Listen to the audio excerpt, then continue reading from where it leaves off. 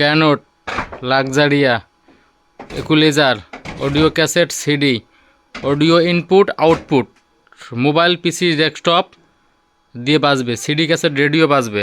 এখন আপনাদের মাঝে সিডি টেস্ট দেব মেগাস্টার শাকিব খানের বলো না তুমি আমার, একটি অডিও সিডি।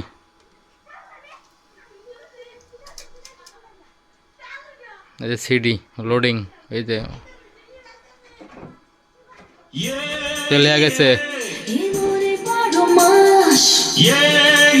দেখেন।